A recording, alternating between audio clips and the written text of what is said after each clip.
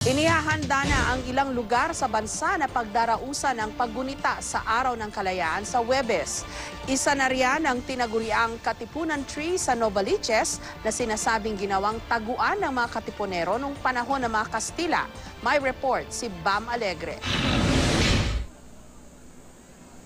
May monumento na sina Rizal at Bonifacio at matagal nang wala ang mga Kastila.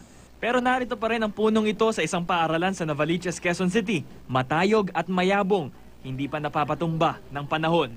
Ito ang makasaysayang puno na tinaguriang Katipunan Tree. Dati raw kasi itong tagpuan noon ng mga Katipunero.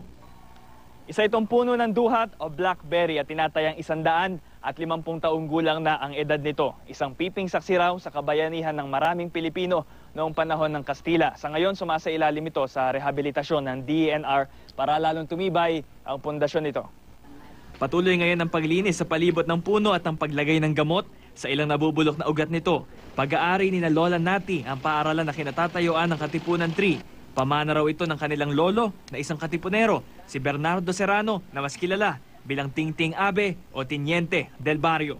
Dito sila nag-uusap-usap, nagpupulong-pulong at kung mga meron nasusugatan sa kanilang pakikipaglaban, ay dito rin naggagamutan. Kasama ron nila si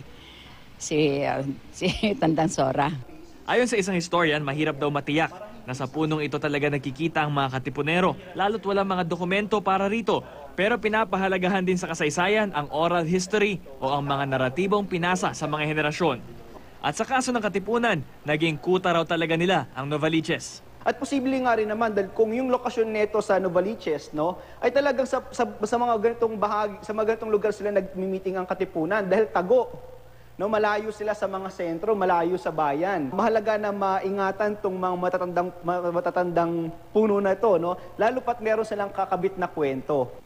Mahalaga malagyan ng official marker ang isang makasaysayang pook para mas madaling makakuha ng pondo para sa pangangalaga nito. Ang mga kabataan ay dapat din naman na kumilala sa mga paghihirap ng mga nakaraang taon na nakipaglaban para sa kasarinlan ng ating bayan. Bam Alegre, GMA News.